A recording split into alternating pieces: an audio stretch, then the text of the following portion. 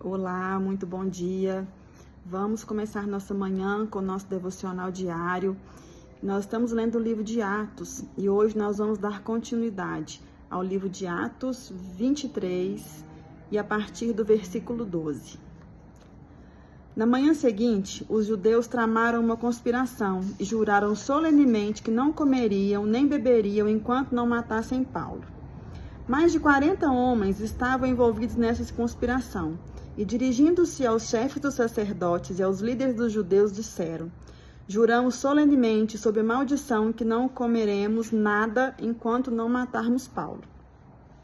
Agora, portanto, vocês e o Sinédrio peçam ao comandante que o faça comparecer diante de vocês com o pretexto de obter informações mais exatas sobre o seu caso. Estaremos prontos para matá-lo antes que ele chegue aqui. Entretanto, o sobrinho de Paulo, filho de sua irmã, teve conhecimento dessa conspiração. Foi à fortaleza e contou tudo a Paulo, que, chamando um dos centuriões, disse: leve este rapaz ao comandante, ele tem algo para lhe dizer. Assim, ele o levou ao comandante. Então disse o centurião: Paulo, o prisioneiro, chamou-me, pediu-me que te trouxesse este rapaz, pois ele tem algo para te falar. O comandante tomou o rapaz pela mão, levou-o à parte e perguntou: o que você tem para me dizer? Ele respondeu: os judeus planejaram pedir-te que apresentes Paulo ao Sinédrio amanhã, sob pretexto de buscar informações mais exatas a respeito dele. Não te deixes convencer, pois mais de 40 deles estão preparando uma emboscada contra Paulo.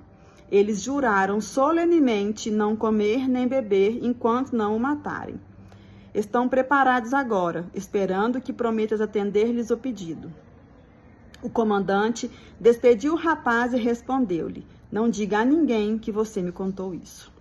Então, ele chamou 2 de seus centuriões e ordenou-lhes: preparem um destacamento de 200 soldados, 70 cavaleiros e 200 lanceiros, a fim de irem para Cesareia essa noite às 9 horas.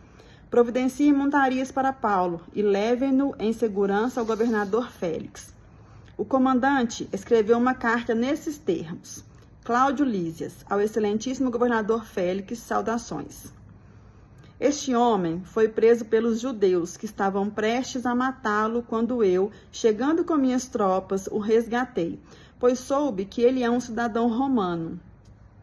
Querendo saber por que o estavam acusando, levei-o ao sinédrio deles. Descobri que ele estava sendo acusado em questões acerca da lei deles, mas não havia contra ele nenhuma acusação que merecesse morte ou prisão. Quando fui informado de que estava sendo preparada uma cilada contra ele, enviei-o imediatamente a Vossa Excelência. Também ordenei que os seus acusadores apresentassem a Vossa Excelência aquilo que tem contra ele. Os soldados, cumprindo o seu dever, levaram Paulo durante a noite e chegaram a Antípatre. No dia seguinte, deixaram a cavalaria prosseguir com ele e voltaram para a fortaleza. Quando a cavalaria chegou a Cesareia, deu a carta ao governador e lhe entregou Paulo. O governador leu a carta e perguntou de que província ele era. Informado que era da Cilícia, disse: ouvirei seu caso, quando seus acusadores chegarem aqui. Então ordenou que Paulo fosse mantido sob custódia no palácio de Herodes. Paulo, nesse momento aqui, desse momento aqui na Bíblia, ele estava passando às vezes por um dos momentos mais terríveis da vida dele. Nós lemos nos versos anteriores, no devocional anterior, que o soldado, Paulo estava no Sinédrio e o soldado resgatou ele porque estava com medo dele ser despedaçado. Imagina a situação, a pessoa está com medo de ser despedaçada por outros homens.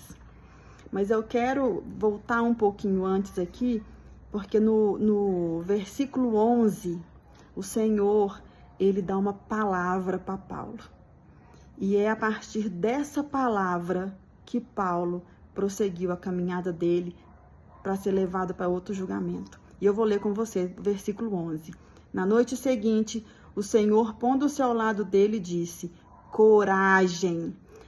Assim como você testemunhou a meu respeito em Jerusalém, deverá testemunhar também em Roma. Dessa vez, não foi um anjo que desceu para falar com Paulo, não foi um anjo que abriu as portas da prisão, foi o próprio Deus.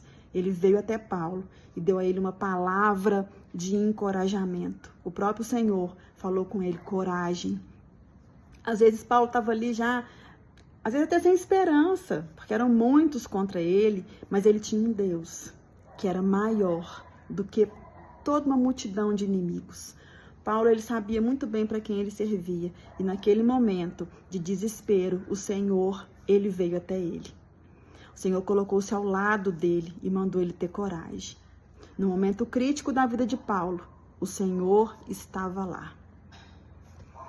Deus sempre está cuidando de todos nós. Deus sempre cuida. Ele vê, ele está do lado. Por mais que pareça que a gente entenda e ache que ele não está, ele sempre está. Olha para você ver. No versículo 16, a palavra fala que, entretanto, o sobrinho de Paulo, filho de sua irmã, teve conhecimento dessa conspiração. O sobrinho de Paulo. A Bíblia não falou o nome dele, a idade dele, onde que ele morava. A Bíblia não falou nada sobre ele. Sabe por quê? Porque o mensageiro não é importante. O que é importante é a mensagem e o Deus que a enviou.